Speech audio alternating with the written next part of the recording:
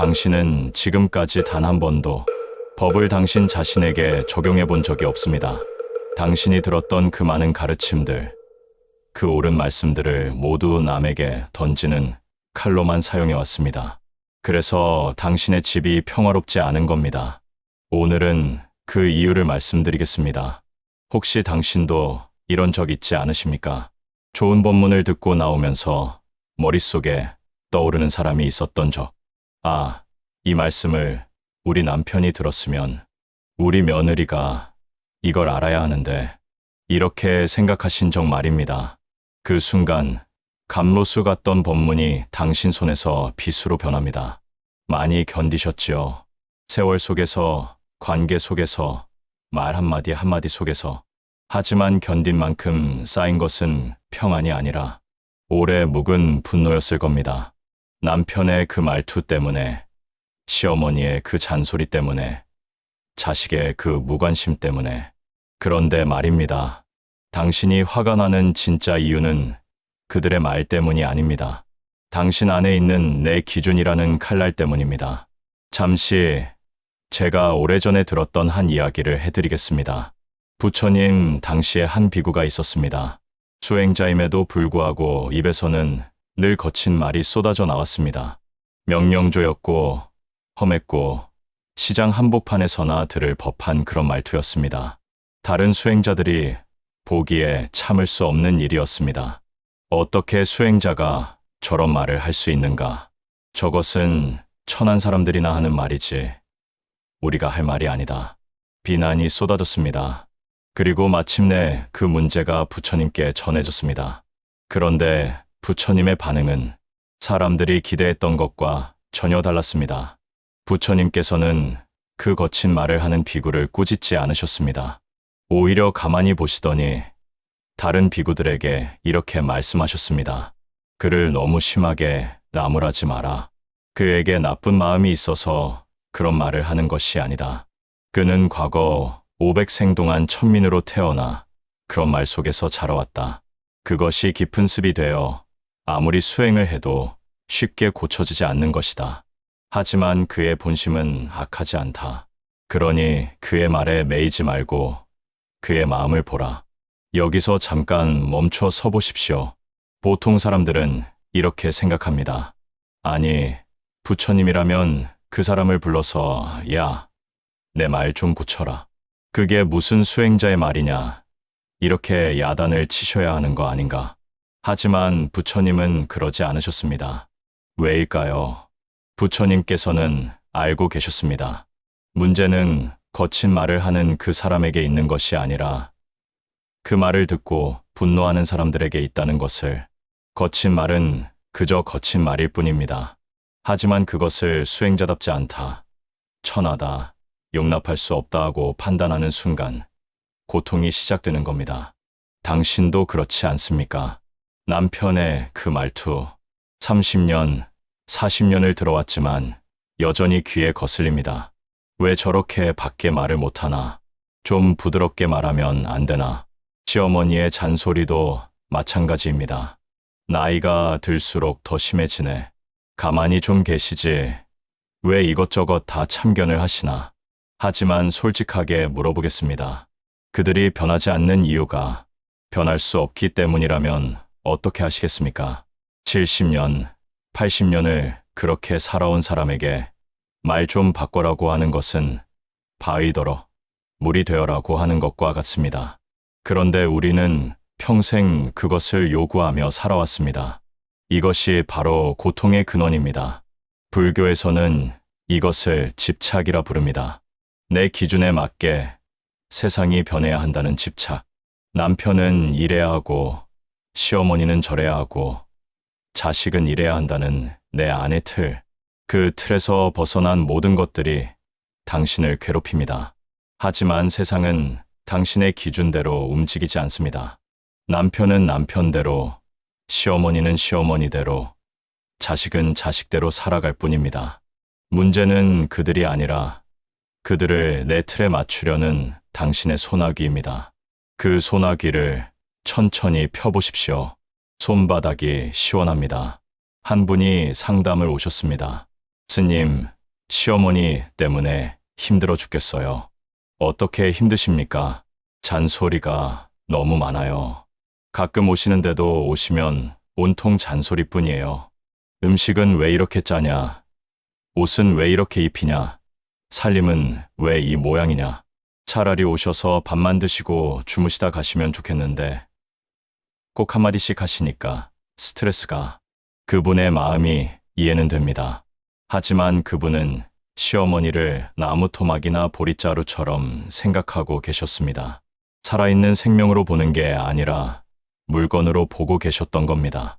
언제 와라 하면 오고, 밥 먹으라 하면 먹고, 가만히 있으라 하면 가만히 있고, 갈 때 되면 가는 그런 존재로만 보신 거죠. 하지만 잠시 관점을 바꿔보십시오. 연세 드신 어머니가 내 맘대로 하시는 건 당연한 일입니다. 왜 내가 어머니의 비위를 맞춰드려야 한다고 생각하십니까? 거꾸로입니다. 내가 어머니 마음에 맞춰드려야 하는 겁니다. 남편은 당신에게는 남편이지만 그분에게는 아들입니다. 평생을 키워온 아들입니다. 당신이 남편과 10년, 20년을 살았다면 그분은 그 아들과 40년, 50년을 함께 사신 겁니다. 누가 아들의 취향을 더 잘 알겠습니까? 어머니입니다. 아무리 당신이 잘 안다 해도 두 번째입니다. 절대로 어머니만큼은 알 수 없습니다. 그런데 어머니가 보시기에 옷은 대충 툭툭 털어서 입히고 음식은 간이 맞지 않고 그러니 한마디 하시는 겁니다. 그게 잔소리가 아니라 가르침입니다. 한 보살님이 이 말씀을 듣고 나서 완전히 달라지셨습니다. 아, 그렇구나. 시어머니가 오시는 동안 내가 배우는 게 굉장히 많구나. 돈 안 주고 배우잖아. 만약 내가 누군가를 고용해서 남편 취향 좀 가르쳐 주세요 하면 돈을 많이 받고 가르쳐 줄 텐데 어머니는 공짜로 가르쳐 주시잖아. 얼마나 자비로우신가. 그렇게 마음을 바꾸니 어머니의 모든 말씀이 달리 들리기 시작했습니다. 옷은 이렇게 입혀야지. 음식은 저렇게 해야지. 이게 잔소리가 아니라 나에게 굉장히 유용한 정보가 되는 겁니다. 자기 기준을 내려놓으니, 즉 집착을 버리니 내가 행복해지는 겁니다. 나에게 기쁨이 생기고 배움이 생깁니다. 하지만 자기 기준을 움켜쥐고 있으면 어떻습니까? 내가 옳다는 생각을 갖고 있으면 나만 피곤해지고 어머니의 말이 귀에 들리지도 않습니다. 잔소리처럼 들리고 그래서 미워지는 겁니다. 이것이 바로 부처님께서 말씀하신 관점의 전환입니다. 문제는 밖에 있지 않습니다. 내 안에 있습니다. 여기서 잠시 이 말씀을 곱씹어 보시기 바랍니다. 당신이 지금껏 화내고 짜증내고 괴로워했던 모든 순간들을 떠올려 보십시오. 그 모든 순간의 문제는 상대가 아니었습니다. 상대를 바라보는 당신의 눈이었습니다. 세상은 변하는 것이 문제가 아닙니다. 변하는 것을 붙잡는 우리의 소나기가 문제입니다. 물결을 붙잡으려 하면 손은 젖을 뿐이고 바람을 막으려 하면 마음이 부서질 뿐입니다. 또 다른 이야기를 해드리겠습니다. 한 부부가 계셨는데 남편의 말투가 늘 거칠었습니다. 당신 참 못났어. 뚱뚱하고 얼굴도 못생기고 이런 말을 수시로 했습니다. 부인은 그 말에 깊은 상처를 입었습니다. 10년 넘게 그 상처를 안고 살았습니다. 이혼해야 하나, 어떻게 같이 살아야 하나 늘 고민했습니다. 그런데 부처님의 가르침을 따라 수행하면서 어느 날 크게 깨달았습니다. 아, 그 말이 못났다는 게 아니구나. 뚱뚱하다는 말이 밉다는 게 아니구나. 남편의 그 말이 다르게 들리기 시작한 겁니다. 못난 것, 뚱뚱한 것이 사실은 귀엽다, 예쁘다는 뜻의 남편 나름의 표현이라는 걸 알게 된 거죠. 그 후로는 남편이 당신 참 못났어 하면 그래요. 못나서 당신밖에 안 받아주죠. 이렇게 받아쳤습니다. 그러면 남편도 웃어버리는 겁니다. 또 어디 다녀오겠다고 하면 가지마 하고 그래도 가겠다 하면 가려면 다시 오지마 이러는데 예전에는 이 말에 화가 났습니다. 내가 뭘 잘못했다고 못 가게 해? 왜 나를 통제하려 해? 하지만 깨닫고 나니 그 말의 본심이 보였습니다. 가지 마는 함께 있고 싶다는 마음의 표현이고 다시 오지 마는 빨리 돌아와라는 뜻이었던 겁니다. 그래서 이제는 네, 빨리 다녀오겠습니다. 이렇게 대답합니다. 그러면 남편이 웃어버립니다. 말에 집착하지 않으니 오히려 그 말이 재미있는 일이 되어버린 겁니다. 전에는 그 말 때문에 싸웠는데 지금은 그 말 때문에 함께 웃게 된 겁니다. 당신도 지금 떠오르는 사람이 있을 겁니다. 아, 그래. 우리 남편도 그래. 말은 거칠지만 사실은 우리 시어머니도 그렇지. 잔소리 같지만 사실은 걱정이시구나. 그렇습니다. 사람의 마음은 늘 말과 정확히 일치하지 않습니다. 말투가 거칠어도 마음은 따뜻할 수 있고 말이 차가워 보여도 속은 따뜻할 수 있습니다. 그런데 우리는 말에만 매입니다. 말의 표면만 보고 상처받고 화내고 관계를 망칩니다. 부처님께서 그 거친 말을 하는 비구에 대해 말씀하신 것도 바로 이겁니다. 그의 말은 거칠지만 그의 마음은 악하지 않다. 말에 매이지 말고 마음을 보라. 천천히 숨을 쉬어보십시오. 자, 그럼 여기서 가장 중요한 이야기를 하겠습니다. 바로 이 부분입니다. 우리는 흔히 이런 실수를 합니다. 좋은 법문을 듣고 나면 머릿속에 누군가가 떠오르는 겁니다. 아, 이 말씀을 우리 남편이 들어야 하는데, 우리 며느리가 이걸 알았으면 좋겠네. 우리 자식들이 이 법문을 들으면 달라지겠지. 그 순간 법문은 칼이 됩니다. 집에 가서 이렇게 말하는 겁니다. 당신, 오늘 스님 말씀 들었는데 사람은 남을 이해해야 한대. 당신이 요즘 화내고 짜증내는 거 보니까 당신이 남을 이해 못해서 그래. 당신이 좀 변해야 돼. 아무리 좋은 법도 이렇게 상대에게 적용하면 비수가 됩니다. 그래서 부처님께서 말씀하셨습니다. 법은 오직 나 자신에게 적용하라고. 내가 어떻게 할 것인가? 내가 어떤 마음을 가질 것인가? 어떤 마음을 가질 때 내가 가장 행복해지는가? 이것이 부처님의 가르침입니다. 남을 평가하고 남을 바꾸려 하는 것이 부처님의 가르침이 아닙니다. 제가 40년 가까이 수행하며 본 것은 이겁니다. 부부가 함께 법당에 와서 법문을 듣고 둘 다 자기에게만 적용하면 그 가정은 화목해집니다. 하지만 부부가 함께 법문을 듣고 서로가 상대를 보며 제가 저걸 들었으니 이제 변하겠지 하고 기대하면 법당 문을 나서자마자 다툽니다. 당신 오늘 스님이 뭐라고 하셨는데? 또 그래. 그거 당신한테 하신 말씀 아니었어? 이렇게 서로에게 법을 적용하려 하면 갈등만 깊어집니다. 같은 법문인데 내게 적용하면 감로수가 되고 남에게 적용하면 칼날이 됩니다. 이것을 명심하십시오. 당신이 들은 모든 가르침은 오직 당신을 위한 것입니다. 당신의 마음을 바꾸고 당신의 고통을 덜어주고 당신을 자유롭게 하기 위한 것입니다. 남을 바꾸기 위한 것이 아닙니다. 그럼 이제 구체적으로 어떻게 해야 하는지 말씀드리겠습니다. 첫째, 알아차리십시오. 누군가의 말이나 행동이 당신을 불편하게 할 때 먼저 이렇게 알아차리십시오. 아, 지금 내가 불편한 거구나. 내 기준이 건드려진 거구나. 이것만 알아차려도 반은 해결됩니다. 둘째, 멈추십시오. 반응하려는 그 순간 딱 멈추십시오. 숨을 한번 깊이 들이마시고 내쉬십시오. 그 짧은 순간이 당신을 구합니다. 셋째, 관점을 바꾸십시오. 저 사람은 왜 저럴까가 아니라 저 사람의 입장에서는 그럴 수밖에 없겠구나. 이렇게 보십시오. 넷째, 내 기준을 내려놓으십시오. 이래야 한다, 저래야 한다는 생각을 천천히 놓아주십시오.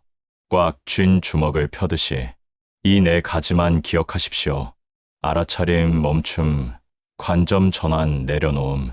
하루에 단 1분만 이렇게 해보십시오. 아침에 일어나서 또는 잠들기 전에 숨을 들이쉴 때 붙잡지 않는다.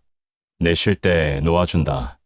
이 두 문장을 마음속으로만 따라 해보십시오. 그리고 하루 동안 누군가의 말이나 행동이 불편하게 느껴질 때 잠깐 멈춰서 이렇게 생각해 보십시오. 내가 지금 내 기준으로 저 사람을 판단하고 있구나. 저 사람의 입장에서는 그럴 수밖에 없었겠구나. 이것만으로도 당신의 마음은 놀랍도록 가벼워질 겁니다. 마음이 비워지면 세상은 그대로인데 괴로움만 사라집니다. 이것을 불교에서는 관점의 해탈이라 합니다. 창밖을 한번 보십시오. 지금도 세상은 흐르고 있습니다. 바람이 불고 구름이 흐르고 나무잎이 떨어집니다. 그 모든 것들은 누구의 기준도 따르지 않고 그저 흐를 뿐입니다. 사람도 마찬가지입니다. 남편은 남편대로, 시어머니는 시어머니대로, 자식은 자식대로 흐를 뿐입니다. 그들을 막으려 하면 당신만 다칩니다. 하지만 그 흐름을 이해하고 받아들이면 당신도 함께 흐게 됩니다. 그때 비로소 평화가 옵니다. 제가 산에서 30년을 살며 깨달은 것은 이겁니다. 고통은 사건이 아니라 해석입니다. 더 정확히 말하면 고통은 사건이 아니라 사건을 붙잡는 시간의 길이입니다. 누군가 당신에게 상처 주는 말을 했습니다. 그 순간은 지나갔습니다. 하지만 당신은 그 말을 10년, 20년 붙잡고 있습니다. 그게 고통입니다. 거친 말은 거친 말일 뿐입니다. 그 말이 당신을 괴롭히는 게 아니라 당신이 그 말을 붙잡고 있는 게 당신을 괴롭힙니다. 놓으십시오. 그냥 놓으십시오. 남편의 그 말투도, 시어머니의 그 잔소리도, 자식의 그 무관심도, 그것들을 내 기준으로 판단하지 마시고 그저 그럴 수도 있겠구나 하고 흘려보내십시오. 그것이 자유입니다.